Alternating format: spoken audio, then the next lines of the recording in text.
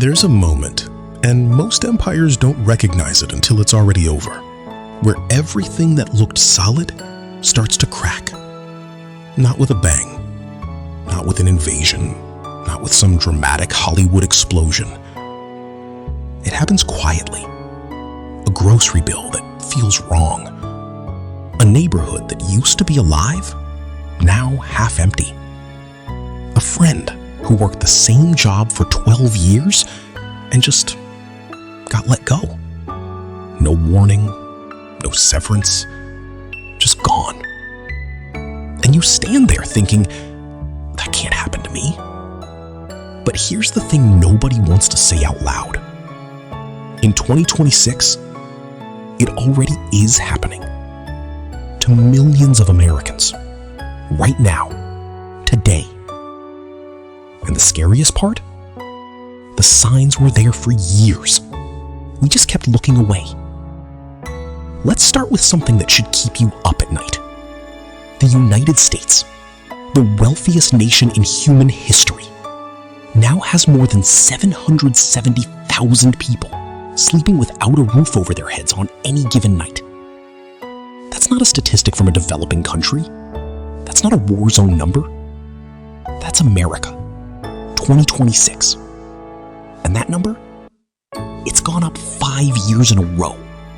5 consecutive years. But what the headline doesn't tell you is that for every one person counted on the street, there are 3 more who are hidden homeless, sleeping in cars, rotating between couches, living in condemned buildings with no electricity. People who don't show up in any official count because they technically still have a place. They're invisible. And when a problem becomes invisible, the system stops solving it. So ask yourself, how bad does it have to get before we actually look? Here's what they don't teach you in economics class. Collapse doesn't start at the top. It starts at the bottom, and it moves up faster than anyone expects. Right now, 60% of Americans are living paycheck to paycheck. Not broke people, not irresponsible people. Teachers, nurses, construction workers, people doing everything right. And one missed paycheck, one medical bill, one car breaking down, one landlord deciding to raise rent by $400 is the difference between stable and gone. That's not a personal failure. That's a structural one. The system has gotten so tight, so unforgiving, that there's no room for a single mistake anymore. And the housing market? It's not just expensive. It's broken in ways that feel almost intentional. In 2024, the average American needed to earn over $100,000 a year just to afford a median-priced home. In 2026, that number is higher. Meanwhile, wages, real wages, adjusted for inflation, have barely moved in a decade. So you've got a generation of people who were told, go to college, work hard, save up, buy a house. They did everything they were told, and the door was locked by the time they got there. That kind of betrayal doesn't just create economic damage, it creates something deeper. It creates a population that has stopped believing the system works for them. And when people stop believing, that's when things get dangerous. But let's zoom out, because what's happening in Alabama, in Detroit, in rural Appalachia, in the suburbs of Phoenix, it's not isolated, it's connected. It's part of something larger, something that historians, economists, and sociologists have been quietly whispering about for years, but are now saying out loud. America is showing the early symptoms of systemic decline. Not collapse like a movie, decline like a slow leak. Like a bridge that looks fine from the outside, but the steel underneath has been rusting for 30 years. Look at the data.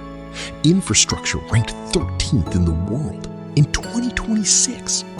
Life expectancy lower than most developed nations and still falling. Child poverty rates higher than Canada, the UK, Germany, Japan.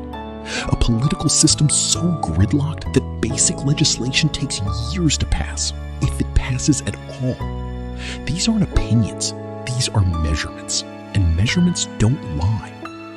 What's happening isn't that America ran out of money or talent or ambition. What's happening is that the priorities shifted. Defense budgets ballooned while social safety nets were quietly gutted. Tax cuts for corporations were sold as job creation, and the jobs never came. And the people at the bottom, they were told to wait, and they waited, and they're still waiting. And some of them have stopped waiting entirely. So where does this end? That's the question everyone's afraid to ask, because the honest answer is, nobody knows. And that uncertainty is itself part of the crisis, because when people can't see a future, they stop planning for one, they stop investing, they stop trusting. And trust, the quiet, invisible glue that holds a society together, once it starts to crack, it's almost impossible to repair. But here's what history tells us, and history is the only map we have. Societies that confronted their collapse honestly, that said, we have a problem and it starts with us, found a way through. The ones that kept pretending, that kept blaming individuals for systemic failures, that kept moving the problem instead of solving it, they didn't. And right now, America is at that exact crossroads. Not metaphorically, literally. The choices being made in 2026, in city councils, in courtrooms, in shelters, in voting booths, those choices will echo for decades. The question isn't whether the cracks are real. They are. The question is whether enough people are willing to look at them. Really look. Because here's the truth that changes everything. A nation doesn't fall because of its enemies.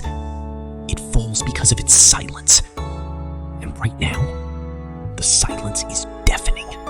Now, let's talk about the part that nobody in Washington wants to discuss: mental health. Because here's a truth so uncomfortable it gets buried every single time. America is in the middle of a mental health catastrophe, and the system treating it is completely overwhelmed. As of 2026, over 50 million Americans are living with a mental illness. That's 1 in 5 people. Your neighbor, your coworker, maybe you. And yet, the average wait time to see a psychiatrist in a rural or mid-size American city? 4 to 6 months. 4 to 6 months, if you can even afford it, if you have insurance, if you have transportation, if you have the bandwidth to navigate a system that was designed to be confusing. And here's where it connects back to everything else. Untreated mental illness accelerates poverty. Poverty accelerates homelessness. Homelessness worsens mental illness. It's not a straight line, it's a loop. A closed loop that the system keeps patching with band-aids instead of surgery. You throw someone out of their home, criminalize them for sleeping in public, cut their benefits, and then wonder why they can't just get it together. But what if getting it together was never the problem?